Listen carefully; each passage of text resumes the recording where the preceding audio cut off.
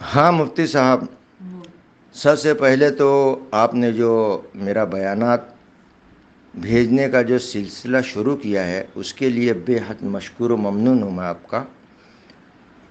دوسری بات یہ تھی کہ اللہ پاک جو ہے تو آپ کو لمبی عمر دے اور صحت کے ساتھ دے، کیونکہ اگر آپ کو کچھ ہوتا ہے تو ہماری قوم کا بہت بڑا نقصان ہو جائے گا۔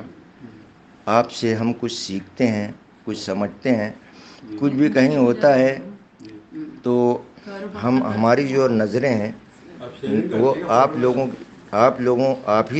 کی طرف ہماری نظریں جاتی ہیں کہ مفتی صاحب کیا اس کے اوپر ریئیکشن دیتے ہیں، کیونکہ آپ کے فالوور ہیں۔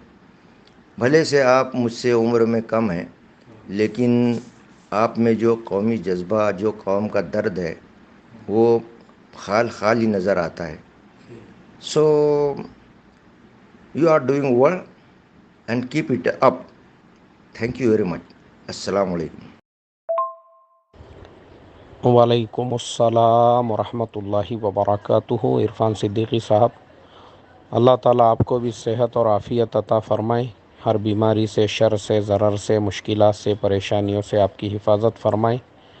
آپ کا یہ خلوص، آپ کی یہ محبت، سالوں سے آپ ہمارے ساتھ میں جڑے ہوئے ہیں، وقتاً فوقتاً آپ میسیج کرتے رہتے ہیں، ہمت افزائی، حوصلہ افزائی کرتے رہتے ہیں۔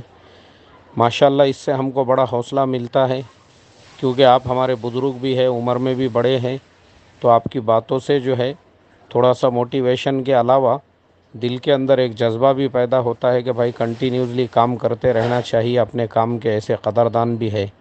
اللہ تعالیٰ آپ کی محبتوں کو بے انتہا قبول فرمائیں، اور آپ کے ان مفید مشوروں کے لیے دل کی گہرائیوں سے آپ کا شکریہ۔ جزاک اللہ خیرا و احسن الجزا۔ السلام علیکم ورحمۃ اللہ وبرکاتہ۔